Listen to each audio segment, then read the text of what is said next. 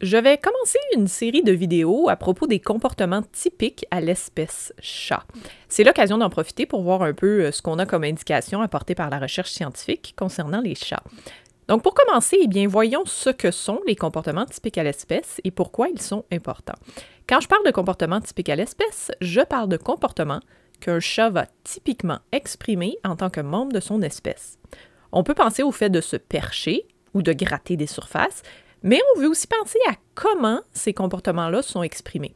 Par exemple, un oiseau se perche en hauteur en volant, ce qui est très différent de la façon dont un chat se perche en hauteur, soit en sautant ou en grimpant. Donc les chats se perchent d'une façon typique au chat, ils mangent d'une façon typique au chat, ils communiquent d'une façon typique au chat, ils chassent d'une façon typique au chat, vous commencez à comprendre. Donc, je ne parle pas de comportements uniques au chat ou spécifiques au chat. D'autres animaux se perchent, communiquent et chassent. Je parle de comportements qui correspondent en général à ceux que l'espèce chat exprime et comment il les exprime. La science nous en dit un peu sur ces comportements, donc je vais tenter d'inclure des études là où c'est pertinent. On peut ici penser aussi aux Modal Action Patterns, donc en français un schème modal d'action. Je vais les appeler MAP, de l'acronyme anglais Modal Action Patterns. Donc les MAP sont des séquences comportementales potentiellement inscrites dans la génétique du chat, donc innées, mais qui sont sujettes à être modifiées par l'apprentissage.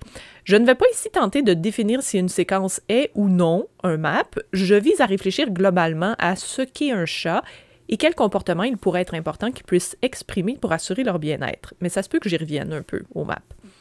C'est bon ici de se rappeler que la domestication, ça n'élimine pas les comportements typiques à l'espèce. Donc un chat, ce n'est pas une page blanche parce qu'on lui attribue l'étiquette d'espèce domestiquée. Les chats ne sont pas non plus des robots. Ils viennent avec un bagage génétique qui les incite à poser certaines actions régulièrement afin de se sentir bien. Leur corps est fabriqué pour fonctionner ainsi, pour obtenir de la satisfaction à exprimer certains comportements. Et cette satisfaction est importante pour leur bien-être.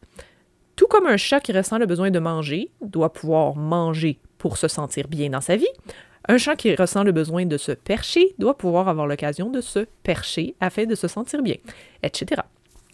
Donc pourquoi est-ce que c'est important d'explorer les comportements typiques à l'espèce? Eh bien parce que c'est ce qui fait d'un chat un chat, parce que c'est important pour que le chat se sente bien et ait le sentiment d'avoir un certain contrôle sur sa vie. On parle ici d'agentivité. Parce qu'ils sont programmés pour fonctionner ainsi, donc pouvoir faire ces comportements-là, c'est satisfaisant pour eux. Parce que ça rend le fait de partager sa vie avec un chat plus intéressante. Pour régler et pour prévenir des problèmes de comportement. Donc par exemple, si votre chat miaule et vous réveille tôt, manger plusieurs repas dans la journée pourrait être important pour résoudre le problème. On va y revenir dans une prochaine vidéo.